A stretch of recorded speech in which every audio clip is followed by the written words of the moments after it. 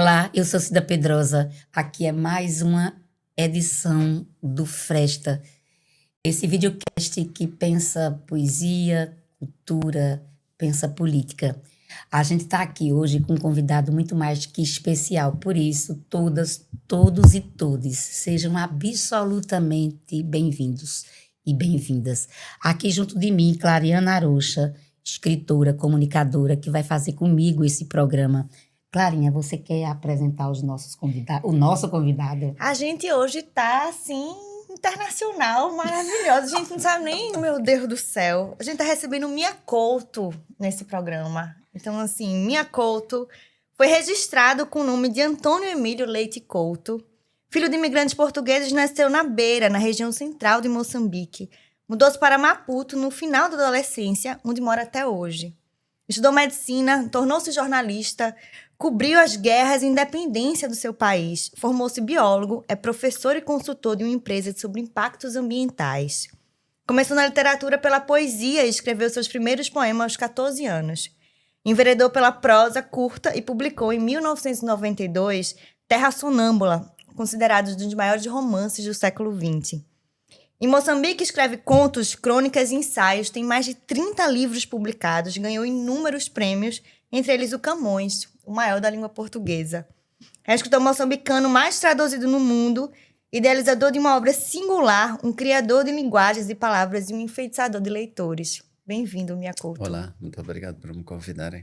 É um prazer imenso ter você aqui. Todo meu. A gente tem uma espécie de mantra aqui no Fresta, que a gente lê um poema antes de começar, e a partir do poema a gente pergunta a primeira coisa que a gente faz. E a gente quer dividir contigo um poema de um poeta pernambucano chamado Alberto da Cunha Melo. Já está no céu dos poetas, já partiu, não está mais aqui. E é um dos nossos poetas mais importantes daqui e do Brasil também. Ele diz assim: dizem que meu povo é alegre e pacífico. Eu digo que meu povo é uma grande força insultada. Dizem que meu povo aprendeu com as argilas e os bons senhores de engenho a conhecer seu destino. Eu digo que meu povo deve ser respeitado como qualquer ânsia incontida da natureza. Dizem que meu povo não sabe escovar-se, nem escolher seu lugar.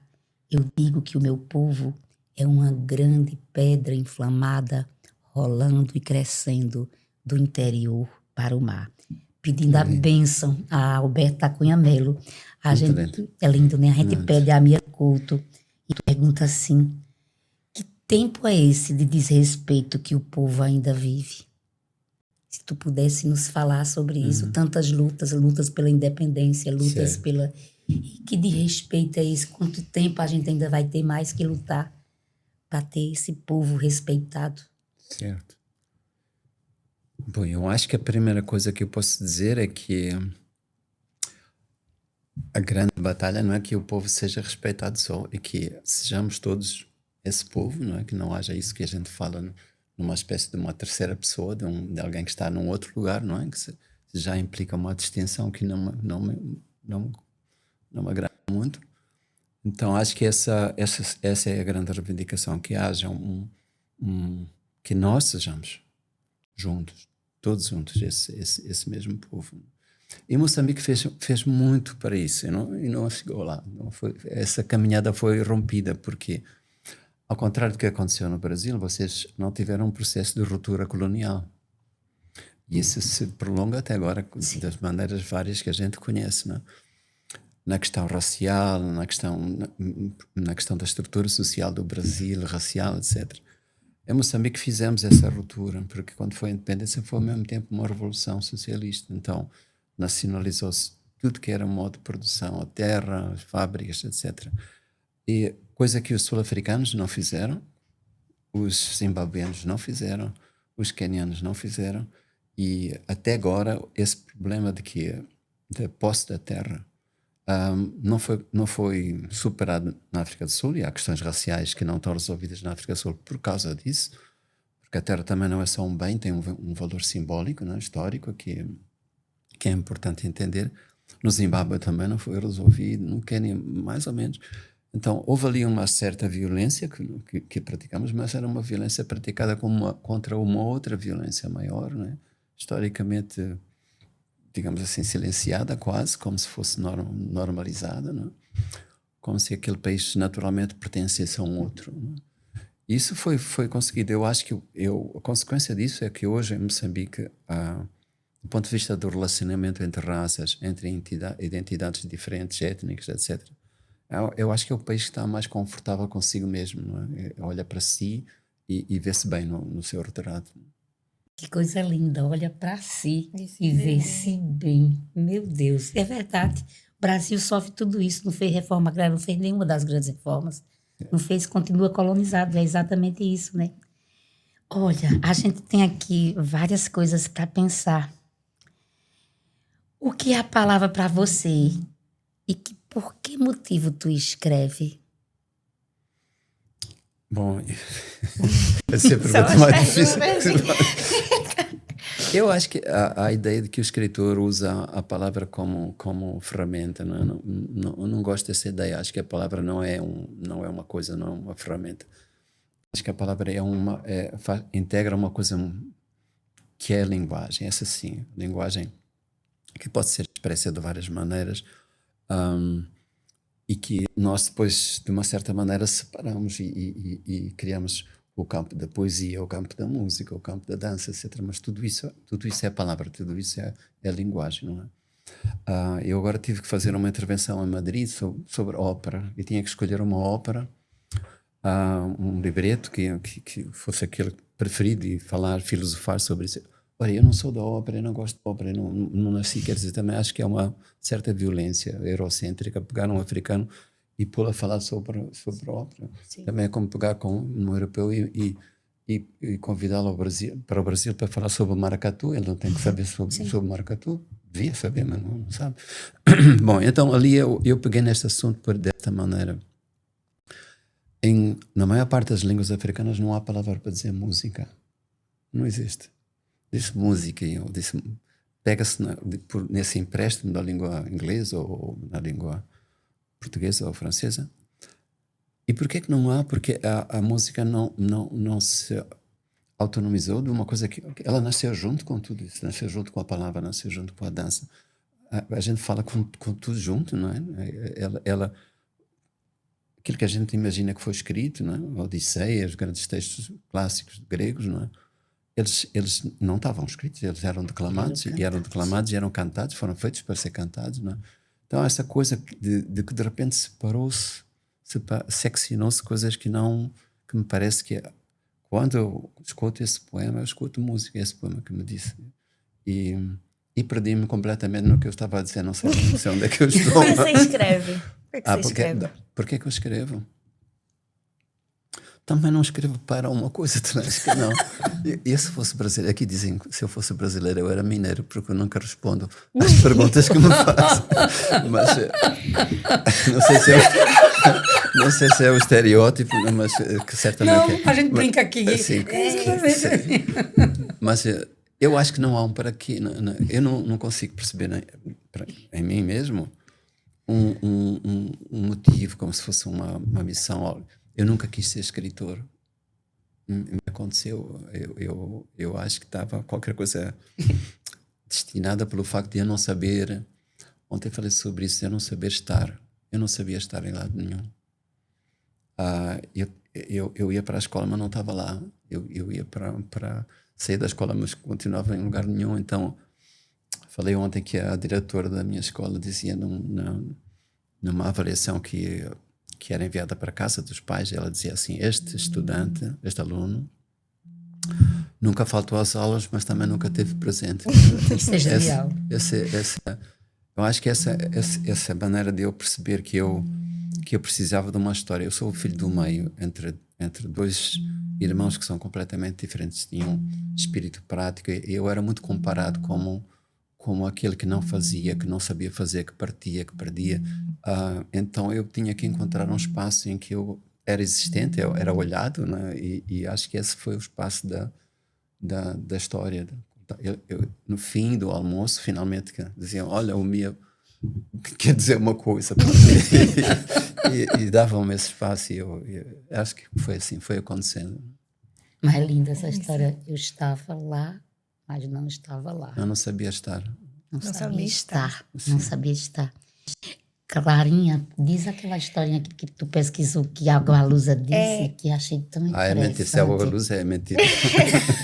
Eu vi uma entrevista Escritor. E morou aqui, maravilhosa. viu? Sim, Morou sim, aqui. sim, eu sei. Sua de Agualusa, aqui no Brasil, e ele dizendo que esse seu último livro, que é A Cegueira do Rio, que é belíssimo, quem não leu, leia, é o seu livro mais africano.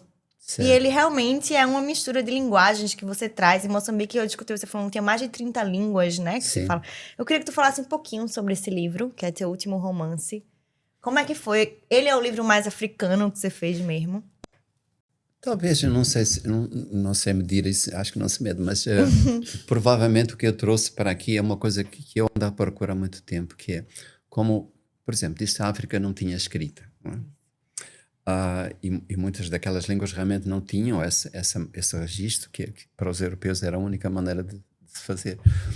Mas eu transporto para dentro desse livro aquilo que era uma certa grafia, que ainda hoje perdura, não é? E que era feita, é uma espécie de uma escrita que era feita, ainda é, em alguns lugares, enche uma mão com farinha e sobre areia escura, essa farinha Achei faz um lindo essa desenho, não é? imagem. Assim, A imagem é Linda. E isso está reproduzido Sim. no livro. E os provérbios, eu acho que o provérbio é um género literário, não é? É tão subvalorizado. Eu acho que há coisas lindo. que são... Cada provérbio mais bonito que o outro. E é uma Sim. sabedoria, né, que o povo Sim, traz. sim. Ontem alguém me dizia, eu ouvi uma conversa, não era entre, eu estava só escutando, e alguém me dizia assim, isso é, quando tem muita farofa não há pouca carne.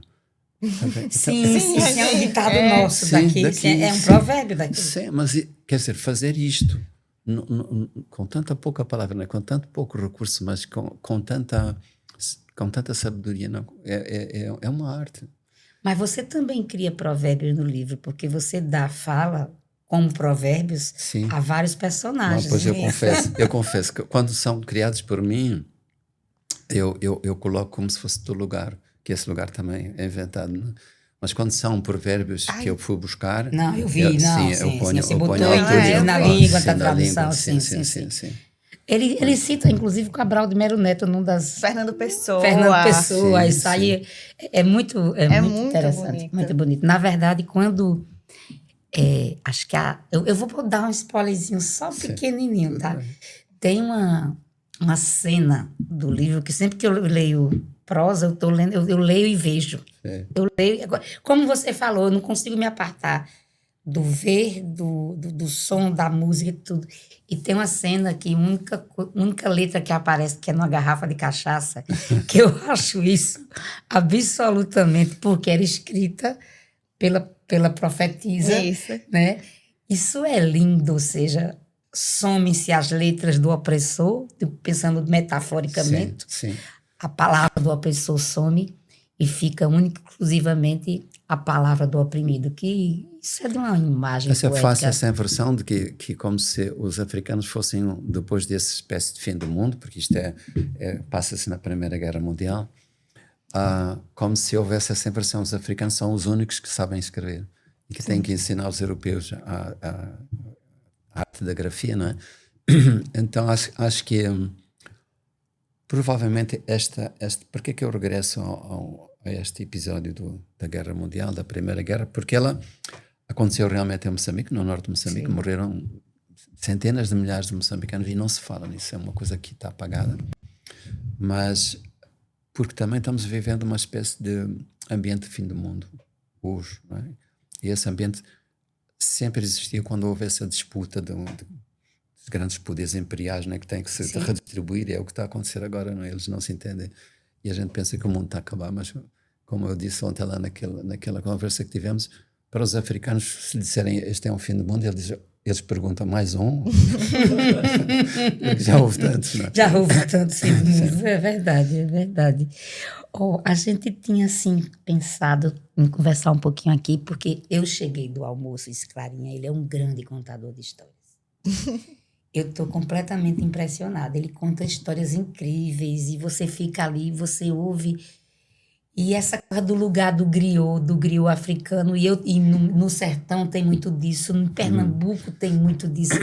Ai, Clarinha disse, tu sabia que eu vi uma entrevista que ele disse que ele é parado Em em Moçambique. Moçambique. Para as pessoas dizerem assim, que querem lhe contar uma história, né? Estão sempre tentando lhe contar uma história. A gente ficou pensando sobre isso. Quais são as histórias ainda que você quer contar? Como é que Esse é homem isso? que é parado na rua e as pessoas te contam história. Isso E é muito. essa Eu gosto coisa muito. toda. Como é que Gosto é disso isso? porque não é o lugar o lugar de fã, o lugar. Bom, essas pessoas também pedem um autógrafo, uma foto, mas há qualquer coisa que vai para além disso. Isto é, as pessoas encaram que elas têm um recado. É isso. E eu sou o mensageiro. mensageiro. Então, sim, pois, então, conta lá essa história. Muitas vezes diz a eles que não sei o quê.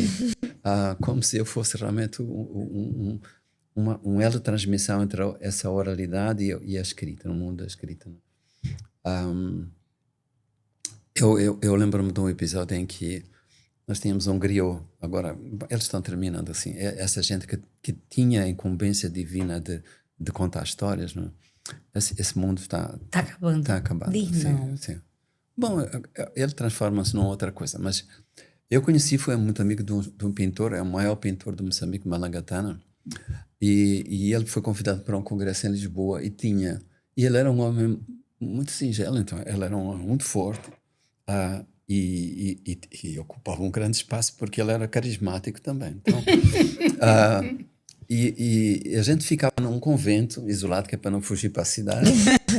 Eu encontrei lá e ele estava completamente perdido. Disse assim, olha, tem uma mesa que se chama A Contemporaneidade das Filosofias em Busca das Suas Ancestralidades. Bom, só o título eram 10 linhas. Eu disse, Malangatana, eu não consigo, também não percebo. Eu disse assim, então vamos juntar nossas duas ignorâncias e você vai me ajudar.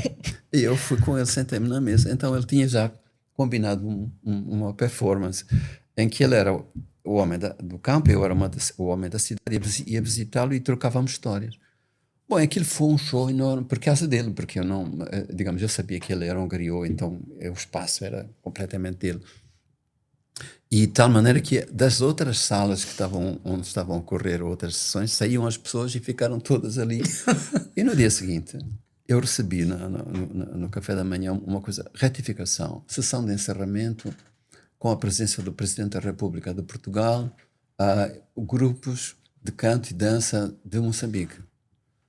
E eu disse, Malangatana, quem é o grupo de dança?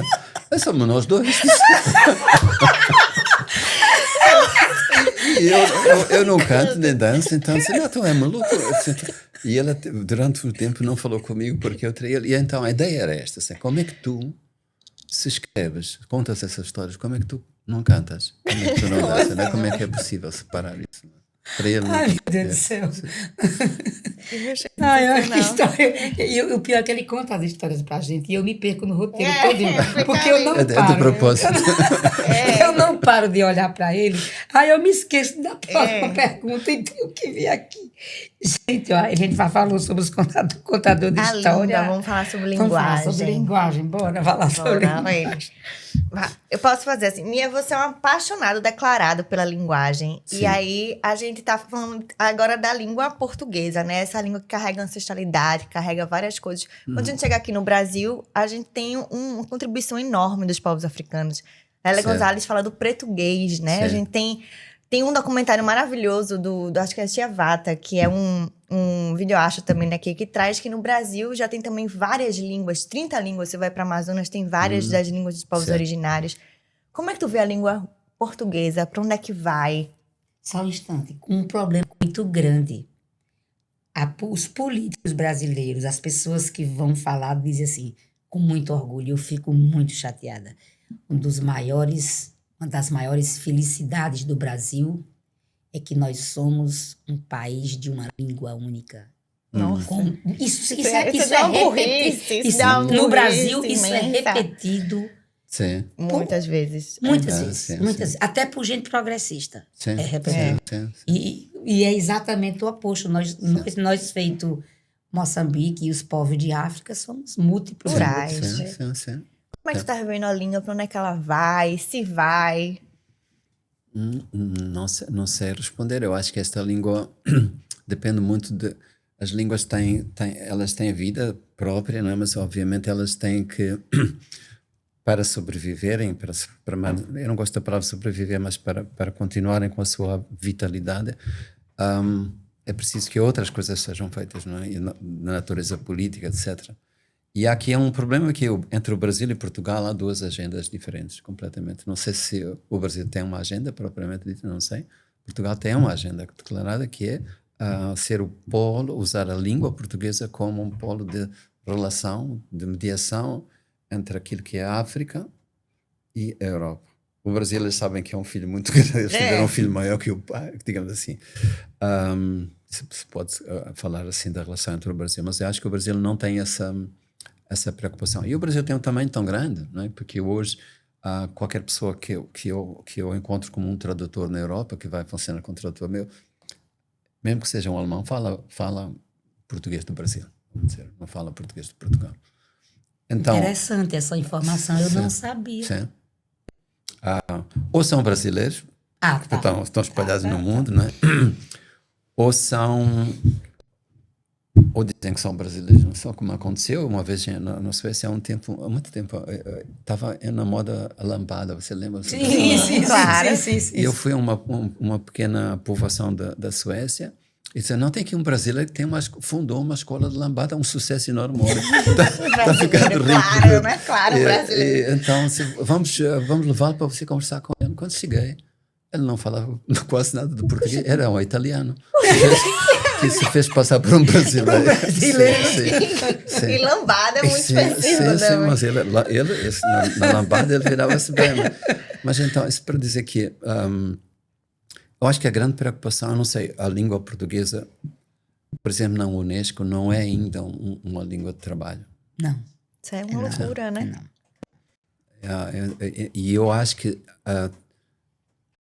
tem que haver um entendimento entre Portugal e o Brasil, que são, digamos, nós somos tão da periferia, mas nós juntamos essa luta porque o Brasil tem hoje um peso absolutamente decisivo para isso. Ô, Mia, tu és poeta e dos bons. E tu não só é poeta. Eu trouxe, tu não se preocupa que tu não vai ter que assinar esses livros tudo de jeito nenhum, não, tá? Eu trouxe os meus eu quero sim, tá? O meu eu queria não. Eu só vou assinar eu só vou pedir. Vale por você. Como eu, não. Eu quero um autógrafo. Não, eu vou pedir só no de poesia, sabe? O da minha irmã Gigi, senão não entra em casa. Claro, mas eu não vou pedir tudo, não. Mas eu tenho muitos livros seus. E é uma coisa que eu faço sempre, quando eu estou lendo prosa, eu ainda faço isso, desde muito mocinha, eu sempre grifo o que eu acho poético. Uhum. E tem uma mania de muitas vezes sair pegando soltamente a frase que está lá na frente com essa e monto poemas. Certo. Dentro desses vários projetos malucos, que eu digo que fico lucubrando, eu tenho vontade de pegar algumas obras que eu acho muito poéticas e fazer isso com a permissão do autor. Certo. Lógico. Pegar, você é um prato cheio para isso. Eu sair pegando frases e juntando e montando poemas a partir de frases da tua prosa. Ou seja, porque eu consigo ver que tu é o poeta que faz a poesia tradicional. Tradicional não, quer dizer, não é tradicional, mas em versos. E o poeta dentro da prosa. Como é a poesia para ti? Isso é uma pergunta muito boba. Todo mundo pergunta para um poeta o que é poesia. Eu mesma não sei responder nunca. Isso é uma bobagem. Mas a gente não consegue deixar de cair no lugar comum e de perguntar o que é a poesia para esse homem tão sensível, tão cheio de afeto e solidariedade que é você. Realmente, eu não sei. Eu acho que aprisionaram, né? A poesia ficou prisioneira de um lugar literário, né? De uma construção literária. E eu acho que ela é bem mais que isso. Eu acho que há aqui qualquer coisa que nasce em nós, que é uma espécie de uma sensibilidade que Eu acho que falamos sobre isto ontem, Sim. sobre a separação que existe entre sentir e pensar, né? E, no fundo, para entender o mundo e para entender aquilo que é subtil, que tem essa gentileza de aparecer pouco, não é? É preciso a poesia. Eu só posso entender uma árvore, eu sou biólogo. E a ciência parece completamente colocada na outra margem, não é? Precisa de prova, precisa de estatística, precisa de uma hipótese formulada, tem um método, não é? Mas eu não saberia entender o que é uma árvore se eu não recorresse à poesia, não é? Porque nenhuma coisa, nenhuma entidade é só aquilo que a gente está vendo, não é? Então essa coisa que nos escapa, e nos escapa muito, é um jogo curioso, porque escapa por causa da própria palavra que nomeia as coisas, não é? É por nomearmos a poesia, por chamarmos isso, dar-lhes um nome, que depois temos que responder à pergunta: o que é que é? Ou não sabemos responder, não é? Então por que queremos a palavra? Porque ela diz uma coisa que não pode ter nome, não é? A poesia é essa relação de intimidade com o ser. Só para te mostrar, é assim, ó, que eu leio. Quem é poeta. Mostra aqui pra câmera, assim. É porque eu vou O meu tá todo eu piscado vou também. grifando o que eu Eu vou grifo com várias cores. Assim. O meu eu também, vou é todo grafando riscado. com Eu os vou- versos, sabe? E eu vou vendo o poema. Quem são teus poetas preferidos, Mia? Olha, eu tenho que começar por Moçambique. Eu acho que há um poeta que nos ajudou a perceber que havia um país, então, que se chama José Craveirinha. Sim. Ai, como eu amo. Sim. Amo. E ele era um grande amigo, ele já morreu há um tempo. Depois, são da língua portuguesa, quase todos eles são da língua portuguesa, menos o Slava Szymborska, que é assim, Que é universal, sim, quase. Ela é sim, universal. sim. Não sei se disse bem o nome dela, mas acho que aqui no Brasil, começando pelo Brasil, eu entrei pela porta do Drummond e depois cheguei ao João Cabral de Meira Neto, que acho que é desta cidade, sim. E depois ao Manuel de Barros, e em Portugal há um nome que eu acho que deve ser mencionado porque me ajudou muito, é a Sofia de Melo Brainer. É uma mulher que tem uma poesia iluminada, e acho que ela tem uma originalidade profundíssima. Gosto de algumas coisas da Adélia Prado, da Hilda Hurst. Gosto. É isso, são os nomes que eu poderia maravilhosos. dizer. E agora gosto da Cida Pedrosa. Eu também gosto muito dessa Pedrosa. Ela é uma poeta boa. Não é uma poeta, ela é uma poeta. Sim. Oh, sabe rimar. A Sofia, tem uma pessoa aqui que é muito minha amiga, chamada Maria de Lourdes Hortas, uma poetisa muito bacana, muito boa. Ela tem 82 anos e ela veio morar aqui, vinda de Portugal, com 10 anos de idade. E ela organizou uma antologia de poetas portugueses, porque ela sempre foi uma danadinha, assim, adiante do tempo. Ela organizou uma primeira antologia de mulheres em 1979. Okay. É a primeira, aqui no Brasil, é a primeira antologia juntando mulheres. E ela conseguiu juntar mulheres do Brasil todo. São livros raríssimos. Eu tenho porque eu sou uma catadora de sebo e conheço muito a poesia desse meu estado e vou atrás, e eu a amo. E ela tem essa antologia linda. E ela me conta histórias. E ela conseguiu ir lá falar, fotografar a Sofia.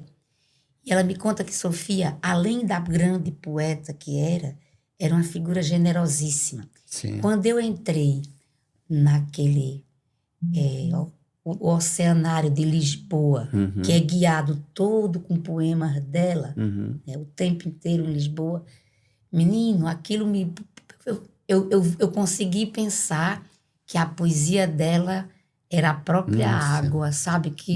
Porque o mar é muito forte na literatura dela, né? Ela é uma poeta que eu tenho muitos livros. Ela tem uma pequena frase dentro de um poema que é um lamento por alguém que morreu, e ela diz: nunca mais amarei quem possa morrer. Nossa. Muito linda. Ela é maravilhosa demais. Nossa, Pararam aí, né, meninos? Ó, gente, a nossa turma aqui, só para dizer para vocês, é porque a gente tá aqui com Priscila, a velhinha, que na verdade ela é uma grande artista plástica. Anota esse nome aí, porque ela vai explodir Brasil afora. A gente tá com Roberto Jaffer, que é um grande videasta, grande videasta. Ele vai explodir no cinema. E nós temos o nosso produtor, Matheus Lins, que está aqui com a gente. Gente, vamos pensar agora, falar numa coisa que a gente tinha conversado ontem, que é, e conversamos hoje, a gente com Priscila, que é a história que o Krenak coloca, que a gente está vivendo um tempo de separação das coisas e que o povo indígena pensa isso em conjunto. Não existe uma unidade. Tu falasse um pouco ontem na Bienal sobre isso. O povo africano também. Nos teus livros, quando tu fala de algumas coisas de África, também. Tu és biólogo, tu és um ambientalista. Tu pode falar um pouco sobre essa história do Krenak, do povo de África que pensa o mundo como um mundo coeso, sem ser separado. Como é que tu vê isso? Sim, bom. Fiz a pergunta certa? Era isso. Eu queria, só para contextualizar também, em algumas línguas africanas, Mia Couto fala muito sobre isso, não existe a palavra natureza. Não. Porque o homem é uma coisa só, junta, né? E aí, complementando a palavra de Cida, eu queria que você desse assim, o que é que a África, o que é que os povos africanos estão pensando sobre isso, e se tem como a gente fazer esse caminho da volta, de pensar esse homem também unido à sua natureza. Okay. Essa África não é uma coisa homogénea, quero dizer. Sim, claro. Os povos africanos estão falando, sim, claro. Mas mesmo esses povos africanos são muito... Sim, são diversos, muitos. sim. E hoje a maior parte dos africanos são urbanos e são modernos e são muito eurocêntricos. São provavelmente mais eurocêntricos que os próprios europeus. Então, resta, sim, e está muito viva, não é que resta, é uma palavra forte, mas está muito viva essa mesmo dentro dessa gente que se reparte entre, Craveirinha dizia, eu não sou um homem dividido, eu sou um homem repartido. Parece a mesma coisa, mas não é. Então, é que se reparte entre essa modernidade, mas que tem um pé nesse outro mundo, não abandonou. Porque esse mundo não é só uma cosmovisão, é uma espécie de uma religiosidade que não tem nome. Por exemplo, não há palavra para dizer religião nas nossas línguas indígenas. Não há palavra para dizer raça, não há palavra para dizer cultura, natureza. E isso tudo que falamos ontem, que define, e hoje é tão é uma linguagem tão agressiva que define identidades e define fronteiras entre as pessoas, não é? Não só entre as pessoas, e a pessoa e o mundo.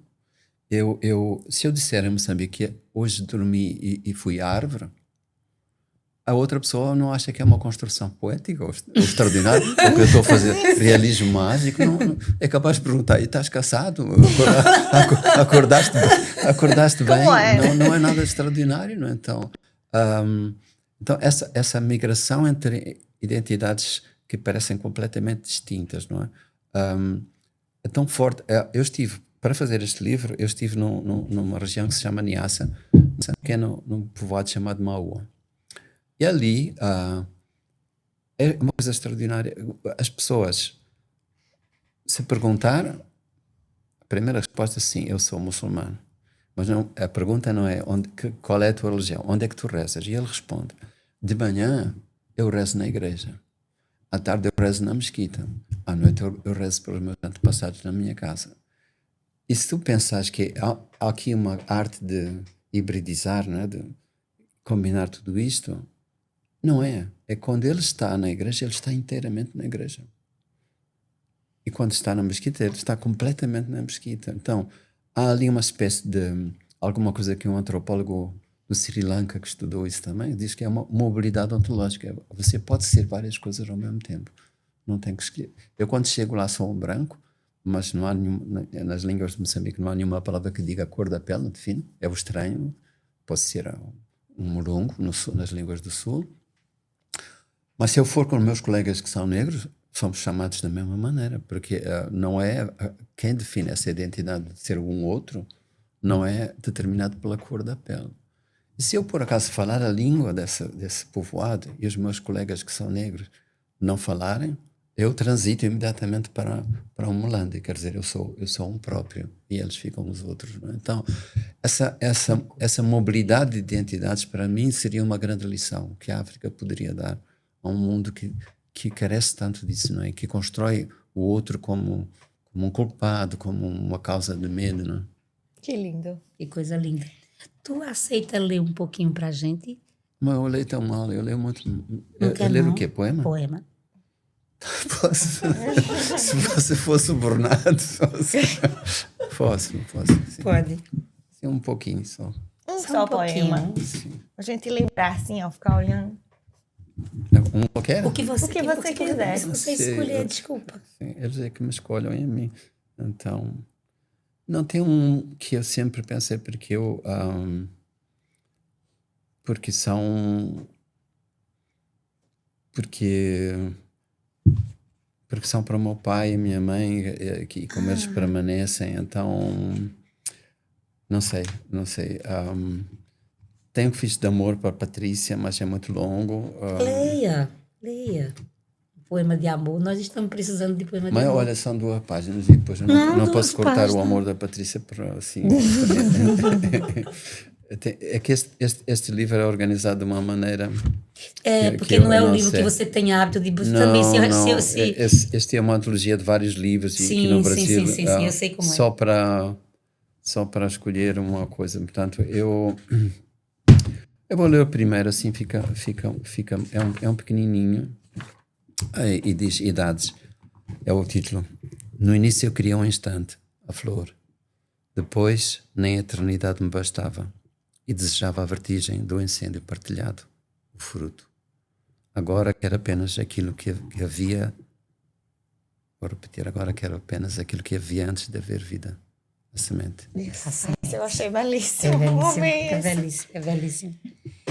Eu amo ler poesia e fico sempre com vergonha quando vou ler o outro. Ele leu Idades, ele disse que não sabe ler lindamente. Eu vou ler biografia. Eu nunca li ele alto, só li pra mim. Todo o meu nascer foi prematuro. Agora em meus filhos me vou dando as luzes, descendo sim dos que hão de vir. É lindo demais. É lindo Que demais. lindo, que lindo. A gente tá acabando e a gente tem um negócio chamado Caixinha do Além. Explica aí, Cidinha, o que é a nossa Caixinha do Além. A gente. Depois do Ele tá nervoso. Depois da última, Sim, calma. sim. Vai, explica. Caixinha do Além, assim, a gente sempre alguém que já partiu do além pergunta ao nosso convidado, faz uma pergunta. Então, vamos ver quem é que está perguntando. Do Céu dos Poetas. Do Céu dos Poetas, porque a gente está acreditando no Céu dos Poetas. Quem é que está perguntando? Eita, Manuel de Barros está te mandando uma pergunta. Ele pergunta assim: Mia, como você faz para o verbo pegar delírio? Eu tenho que contar uma coisa que o meu pai era poeta, a minha mãe rezava para que não houvesse poeta mais nenhum na família. Ele trabalhava, sendo um poeta, trabalhava num caminho de ferro, numa estação de trem. Sim. E então eu ia fazer os deveres de casa com ele. E ele me levava ao longo da linha do trem e passava horas catando pedrinhas com brilho que caíam do trem. E aquilo para mim era fascinante porque eu via o meu pai como um menino, como um irmão meu. E que, de repente, era eu que o tinha que conduzir ao mundo da realidade. Dizer, pai, já são horas, vamos para casa. Porque a minha mãe deitava aquelas pedras todas fora no dia seguinte. Não? E aquela coisa, para mim, quando eu encontro o Manuel de Barros, eu disse, o meu pai estava a mandar uma lição de poesia. Porque estava no meio daquela cinza, no meio daquela poeira, estava catando beleza. E é o que ele faz, o Manuel de Barros, na sua poesia. Ele é um catador de belezas, sim. É, isso. E como é que você faz pro seu verbo pegar delírio? Eu já disse. Sim, é assim, olhando as poesias? Não, eu não sei, não sei se eu sou assim, mesmo que eu soubesse, não sei, mas não sei, o meu, é assim, não é o verbo que pega delírio, eu acho que é preciso que eu me desentenda do mundo, alguma coisa desencaixe e eu perceba que para eu voltar a ter essa pertença, eu tenho que ter este programa se chama Fresta, não é? É. Eu tenho que ter uma fresta por onde chega essa outra luz do outro lado, né? Então acho que é essa busca. Quando eu encontro essa luz, eu fico cego. Então acho que esse é o lugar. Lindo. Muito Fechamos. obrigada. Muito Ok, obrigada pelo obrigado. seu tempo, pela troca, Obrigado pela mesmo pelo presença. convite. Foi um Gratidão prazer. enorme, Esse foi viu? Mia Couto, esse é o Fresta.